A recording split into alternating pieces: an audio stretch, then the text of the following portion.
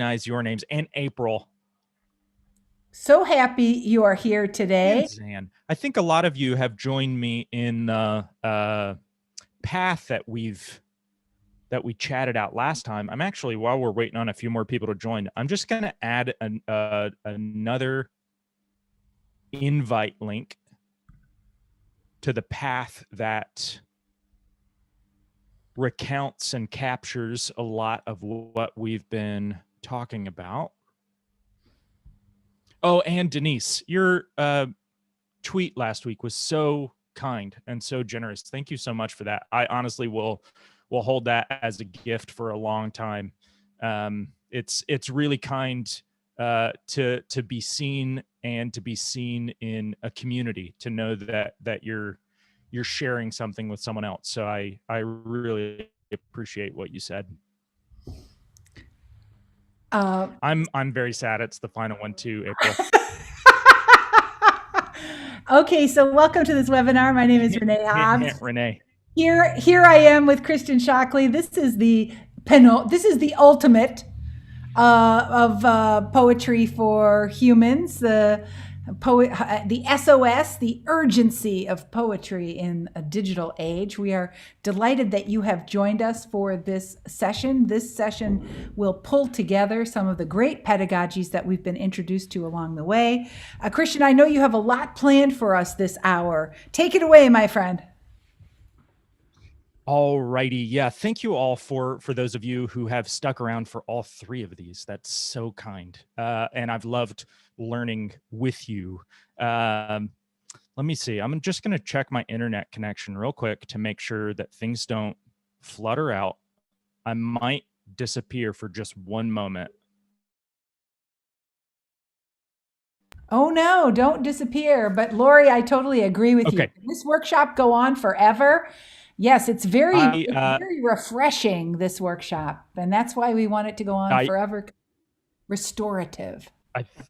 I think I'm back. I just noticed that my Wi-Fi was set on the wrong channel and it was going to affect us later on. So I was trying to be preemptive. Okay, yeah. So today we're going to dive into the session that I have prepared for the least, because that's what it required of me. Today, we're going to do a live recording of a little show that I created toward the beginning of this year called Poetry for Humans. So I want to dive into why I created Poetry for Humans and what it is intended to do. We'll see if it actually lives up to that today, I suppose. So I'm going to share my screen and share a few little ideas with you. Then we're going to do a live recording of Poetry for Humans. And we will then let you have your own Poetry for Humans experience. So Poetry for Humans was something that I created in part as an answer to this question. What can poetry be for us if it isn't just purely literature? And we've talked about what poetry often becomes when it's just and simply literature. Last week, we talked about this idea of dissected things being dead things. And I think that happens a lot to poetry. We kind of put poetry out on a slab. We cut it open to figure out what it says, and it stops breathing for us, which is so sad because there's so much life, there's so much human experience, there's so much vulnerability in poetry. And really, one of the most spectacular things that Poetry for Humans has been for me in the first 4 episodes that are out there in the world on YouTube, it's been this very vulnerable kind of experience. So what I do in Poetry for Humans is I go over here to my poetry stack, my stack of poetry books, which I rotate in and out depending on what I'm interested in. And I pull a book at random and read a poem out loud. And then I begin to notice things. It's very often not a poem that I've read before.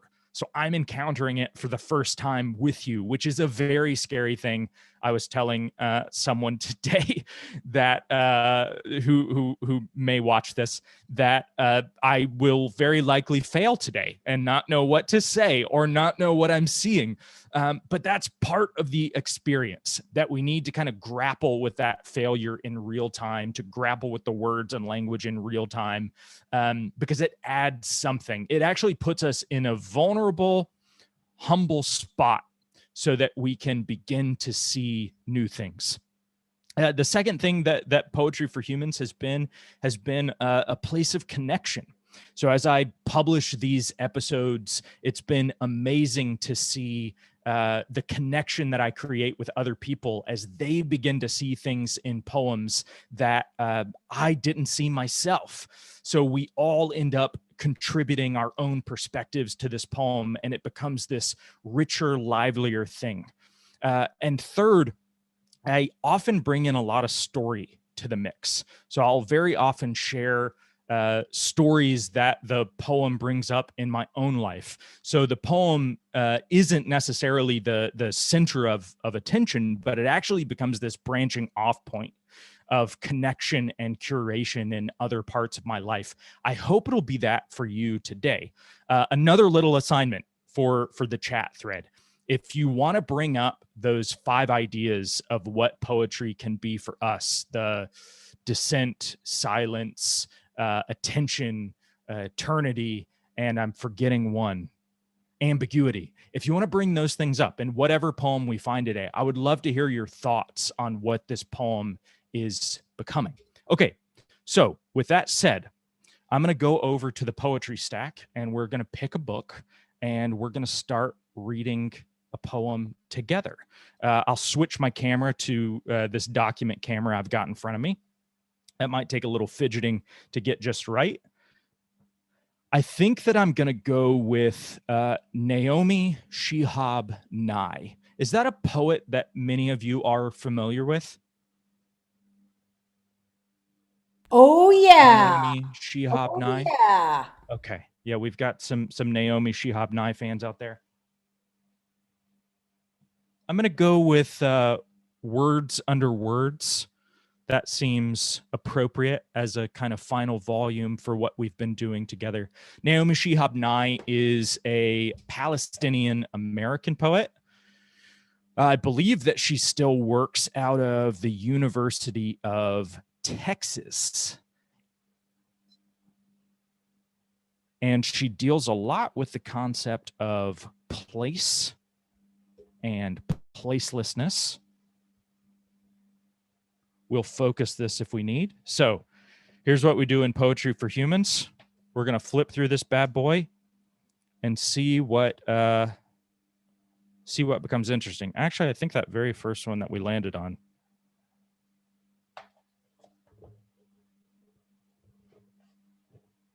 would be good.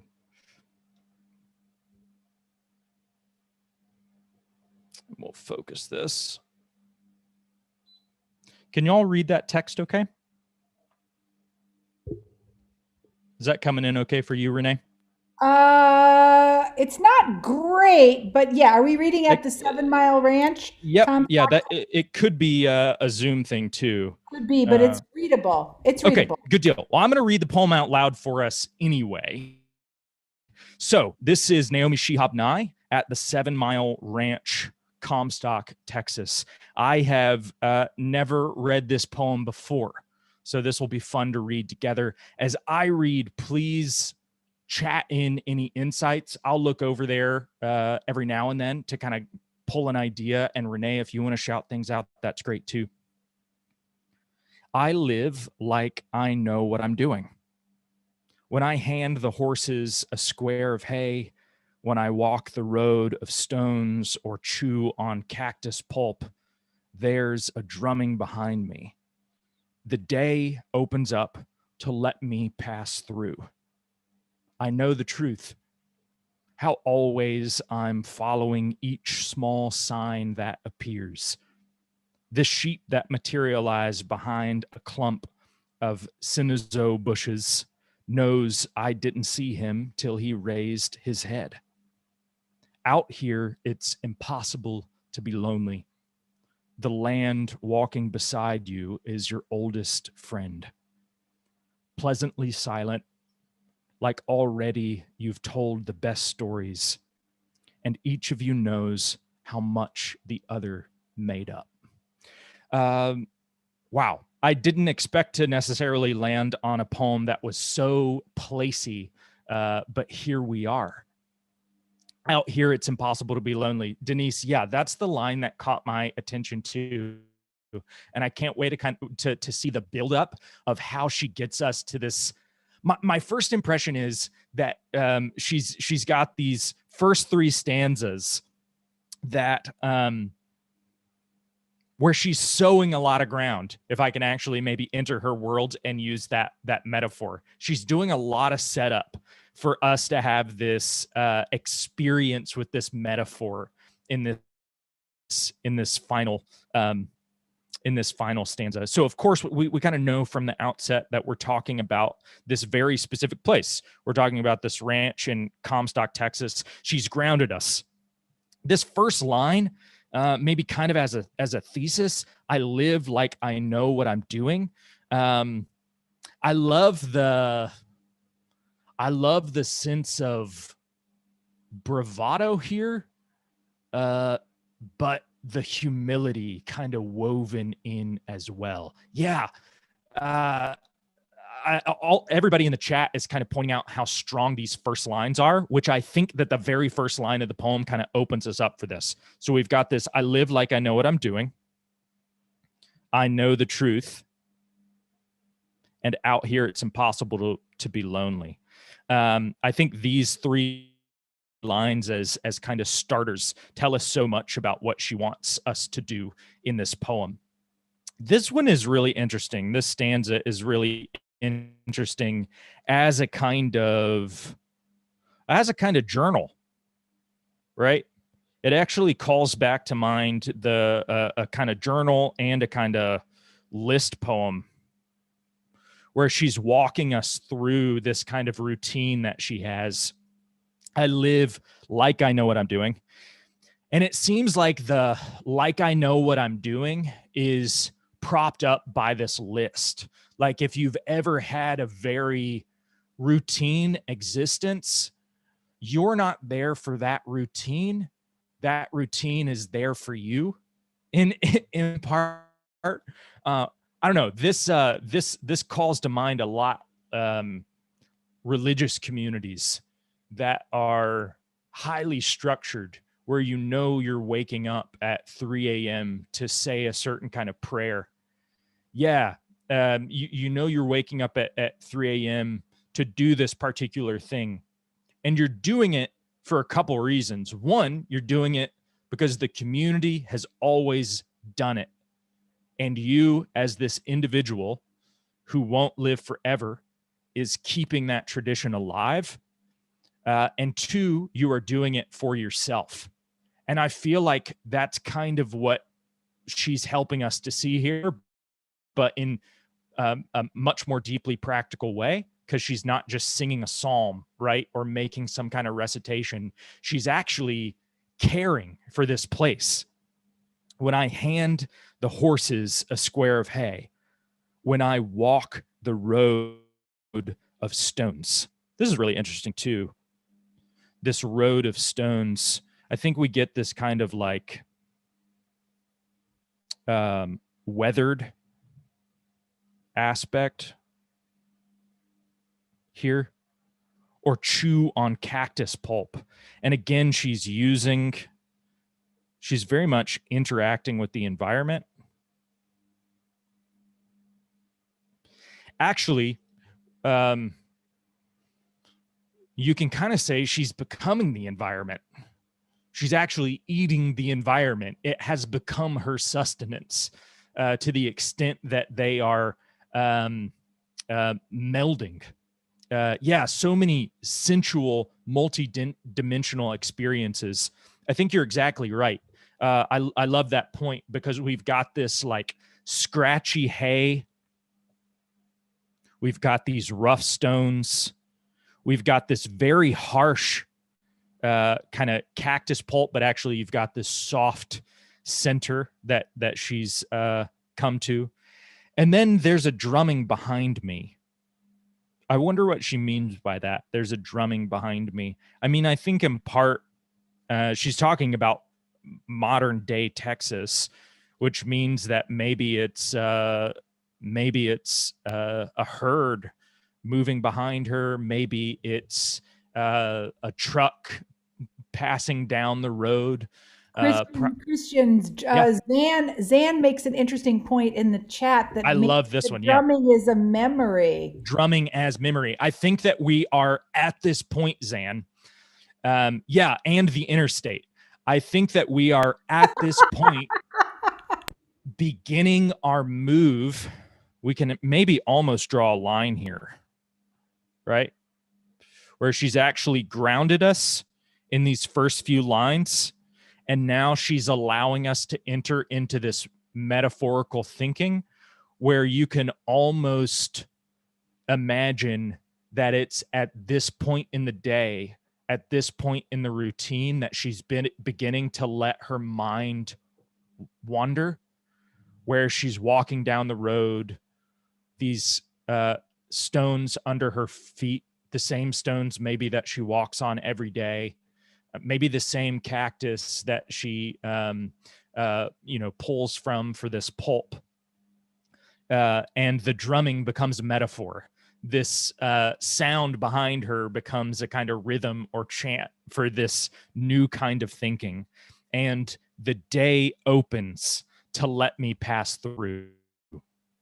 Yeah, drumming as people who came before her too. I love that because it connects us to this idea of ritual, and the sense of it being passed on, which maybe connects us back to I live like I know what I'm doing. In part because this very likely has been taught to her. Someone actually said, hey, the horses need hay at this time of day. Hey, did you know that actually cactuses aren't just this prickly plant, but you can get this pulp that's going to satisfy your thirst and satiate you, right? The day opens to let me pass through. I think that pulls in, Zan, your beautiful idea of memory. The day is opening before her so that she can be a part of it. Then this very confident statement, I know the truth. So what truth does she know? How always I'm following each small sign that appears. And I wonder, we can view this as in a couple of different ways. Sign as like a religious sign, or also just like a road sign. Right. Early on in the conversation, who brought up Jung? Somebody said, "Oh, I missed that." The small signs that appear kind of harks back to Jung's collective unconscious.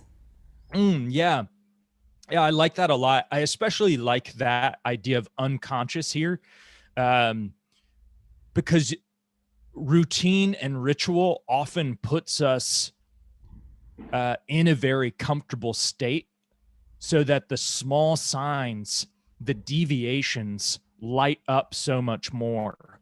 Like when we're going through our chores, we begin to notice what doesn't fit the pattern so much more. Does that make sense?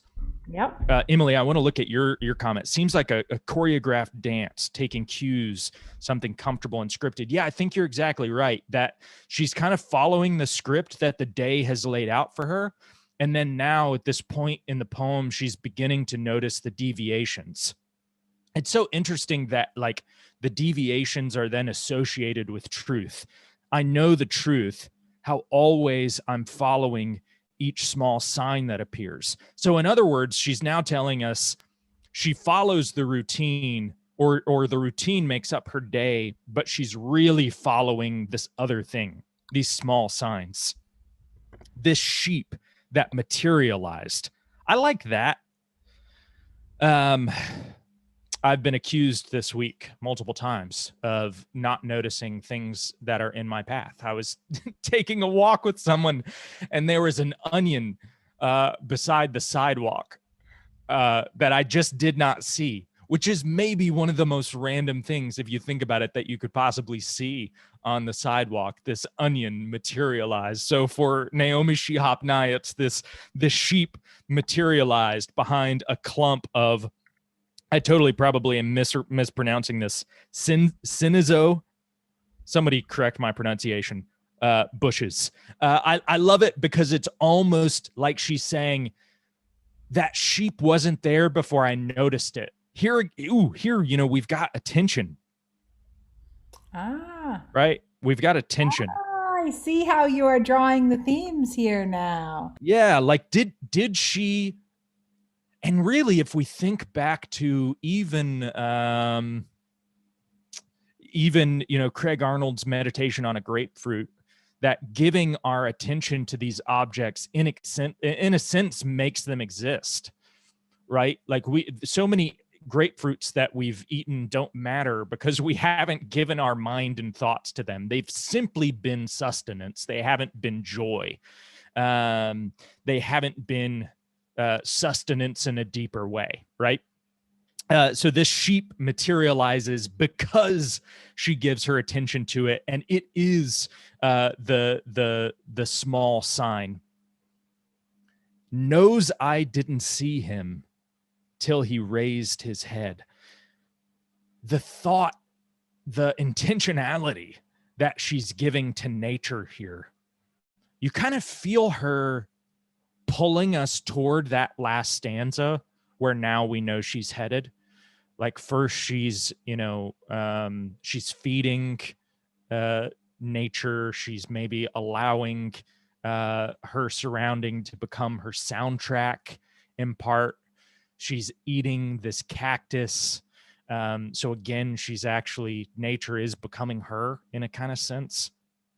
That then becomes this truth. And now she's giving so much intentionality and thought to this sheep. The sheep knows I didn't see him till he raised his head. I'm going to pause here for just a second. Denise, to read Denise's comment. The first lines feel like prayer to keep her on track.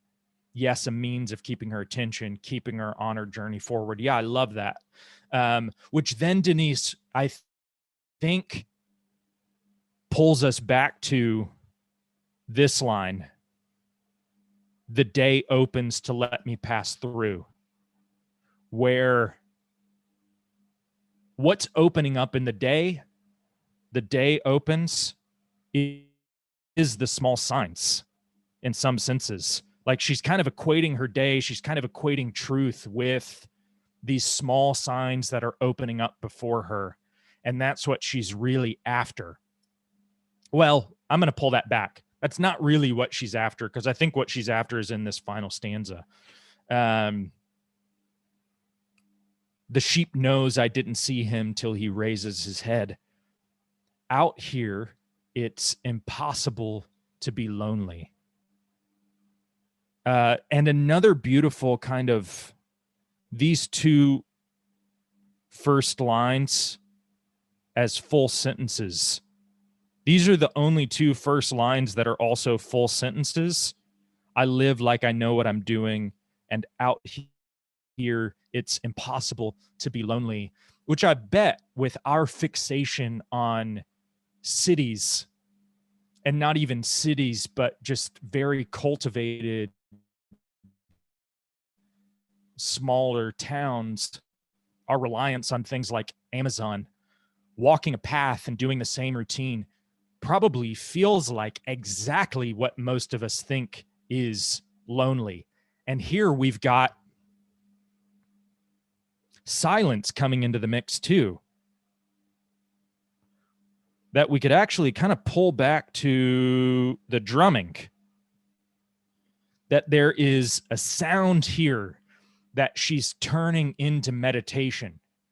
There's a sound that she's turning into some kind of song.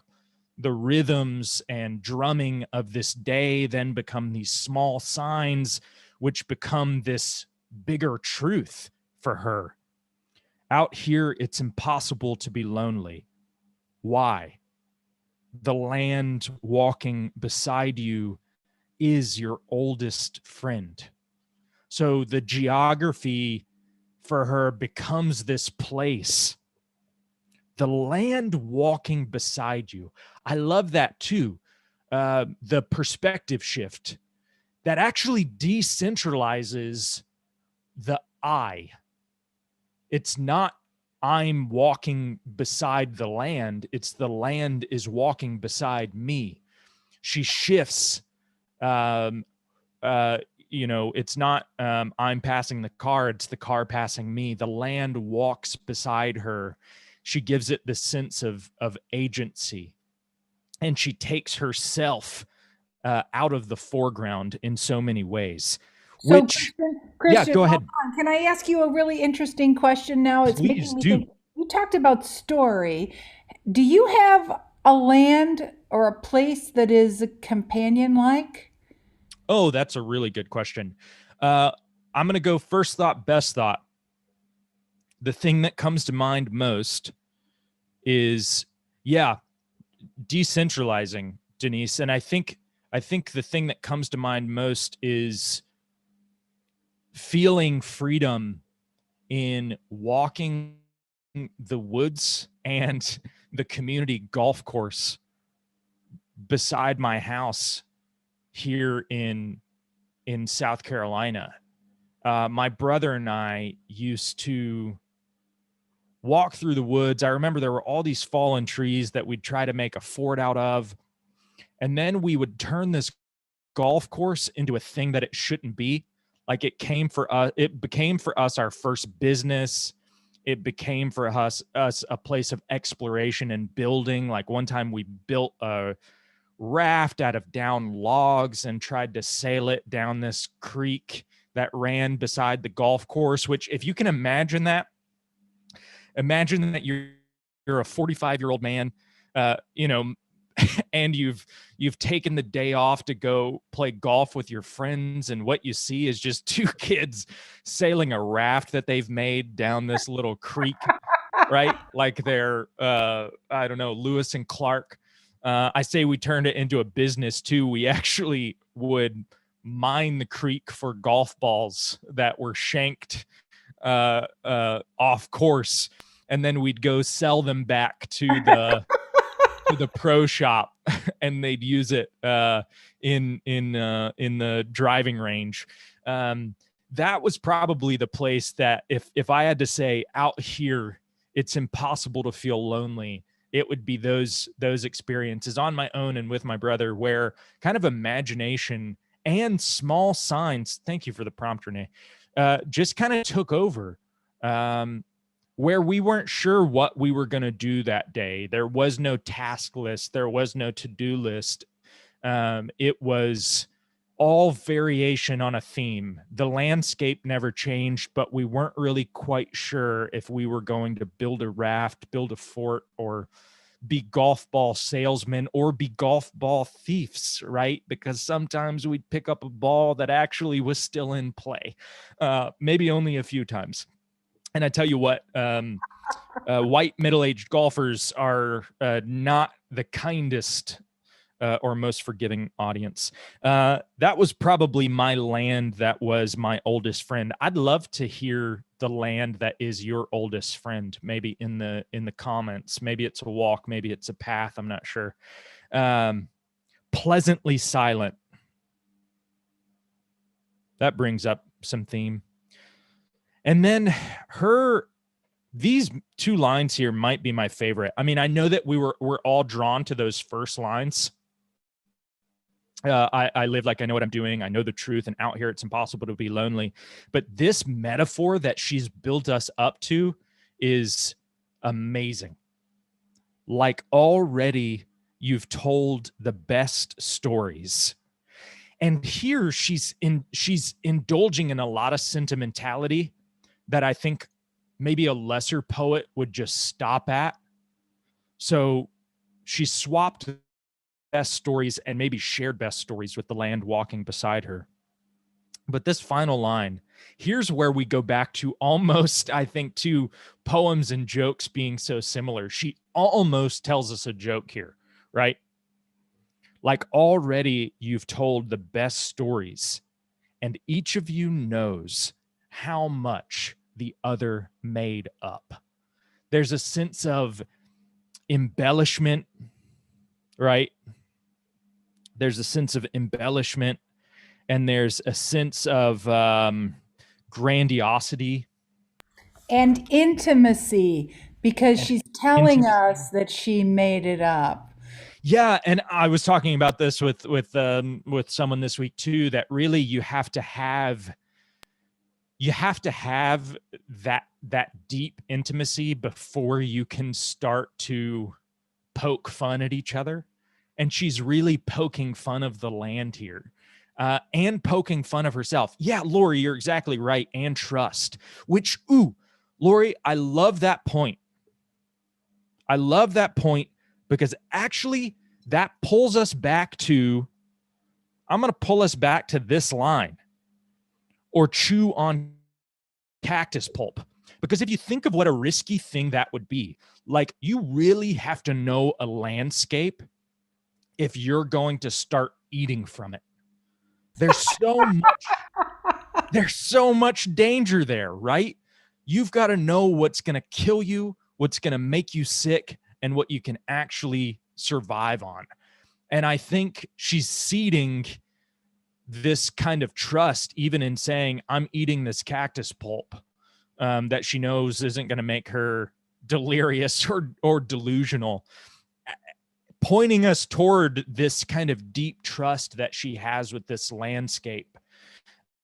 Okay, I want us to pause here.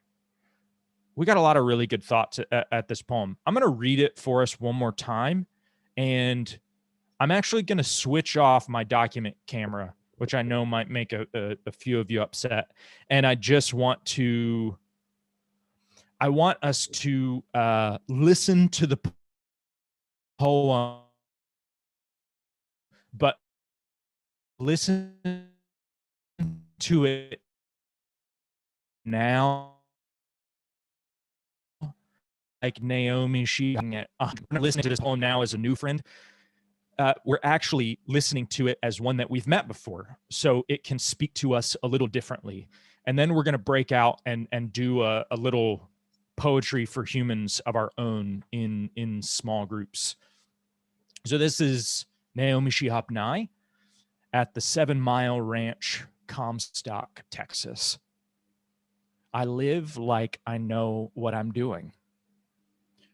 When I hand the horses a square of hay, when I walk the road of stones or chew on cactus pulp, there's a drumming behind me. The day opens up to let me pass through. I know the truth, how always I'm following each small sign that appears. The sheep that materialized behind a clump of sinizo bushes knows I didn't see him till he raised his head. Out here, it's impossible to be lonely. The land walking beside you is your oldest friend, pleasantly silent, like already you've told the best stories, and each of you knows how much the other made up. So beautiful. I'm glad that we got to live in that poem together. I think the beauty of reading poems this way is there's not a method of discovery at the outset. Instead, you're truly letting the poem take you where it wants you to go. And then you're asking the poem, like Renee even did of me, what memory it draws up, what memory it wants me to see inside myself, so that I can then bring that part of me to the reading. It's the opposite of dissection. It's the opposite of analysis. It really is the slow meaning making of friendship that we can have that ends up feeling like a miracle. So I want us to have that in small groups. So here's what I'd like you to do. we're going to go into some breakout rooms and pull up poetryfoundation.org. And within 3 clicks, let's say, try to land on a poem that you read with your group and see what it brings up. Instead of analysis, see what thoughts and stories it inspires. See what, just like we did together, what lines you land on at first as highly meaningful. Read it together for 10 minutes, and then we'll come back and we'll share what insights we had, and especially how this way of reading maybe opened you up to see something in a poem that you wouldn't necessarily see if you'd been reading it in your college lit class. So Renee, can you send us into breakout rooms? Here we go. You're getting a breakout, and we'll come back in about 10 minutes. I made a mistake. Oh shit. Oh shit.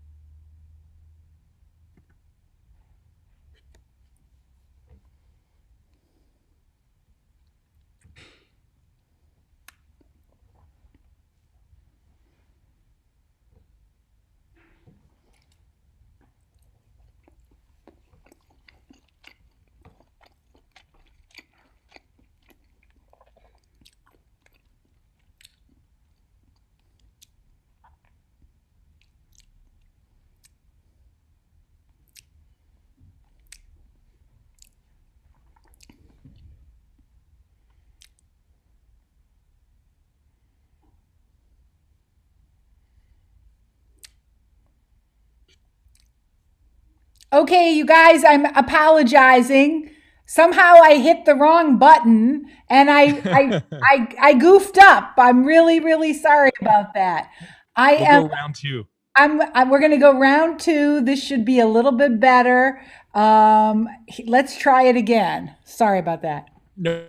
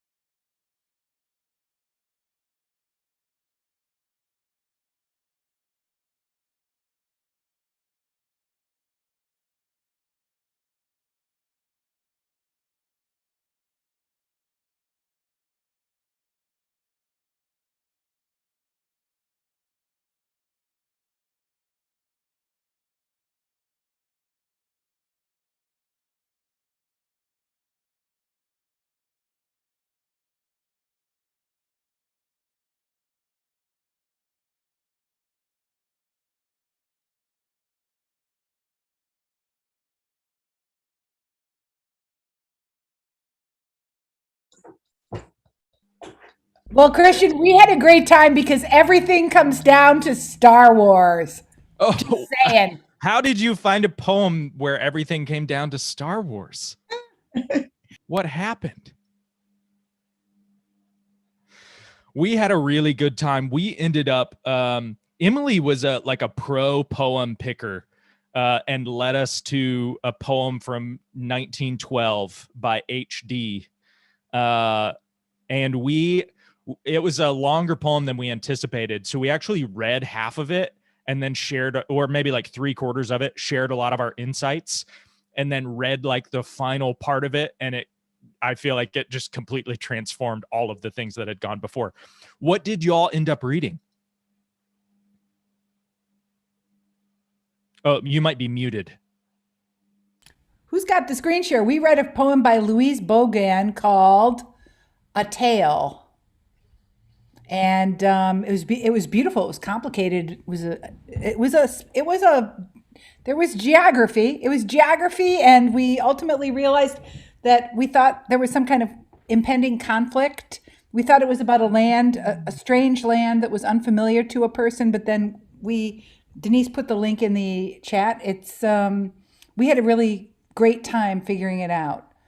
We were challenged by the poem, and we were even more challenged by the poem that the poem had learning resources next to it. And we wanted to look at those, but then we decided that we would tough it out and try to figure it out for ourselves. Yeah, good. Renee, do you actually mind? That's a good segue. Do you mind if I have a few minutes of wrap up to kind of tie some of those things together? So great idea. So we've got two minutes exactly. So one of the things that we're talking about in my group is that this kind of poetry for humans way of reading things ends up being a great jumping off point. It's not where we need to start. We actually get to dump a lot of our hypotheses out on the table, but a lot of poems demand those additional resources. They demand the background. They live more fully through more story. So I would encourage you to use this maybe as the first place that you start in your own reading or in your reading with your students, because it allows us to connect better through our vulnerability, through our lack of understanding, through our humility. And then whenever we finally do get those answers, we're satisfied more by them because we've learned to ask the right kind of questions. The second thing I want to say, this community and conversation doesn't have to be over. So I shared earlier a link to that basically recaps a lot of what we've talked about in all three of these sessions. I'm going to share it again. If you click that link, you can join me in this short little path. I'll probably post a few updates to maybe some upcoming classes that I'm running, or maybe even some of y'all have asked for other extensions of conversations like this. Of course, you can go to YouTube. You can search C.R. Shockley. I'll pop up and you can watch some Poetry for Humans videos as well. I'd love for you all to follow, and more than just following, liking, and subscribing, as the kids say.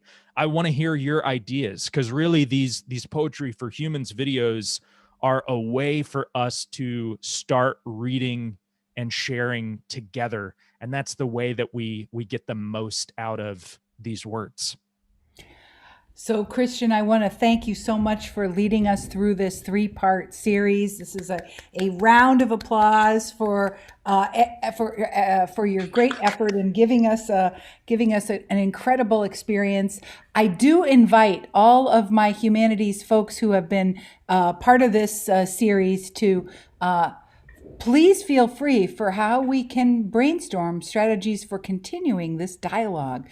There are so many interesting connections between media literacy and poetry, and we are just beginning to figure that out. So, Christian, it's been an absolute delight to have you guide us through this path. Realize that all 3 of these recordings are available at the Media Education Lab website. And Christian, I appreciate your generous offer to continue to engage with us, because this, I can think of no better way to build our community than through thought-provoking and empowering experiences like this. So thanks to all of you who joined us from Australia, from Bulgaria, from all over the country and all over the world. Christian, thanks again. Thanks, Renee. All right, bye now. See you guys later.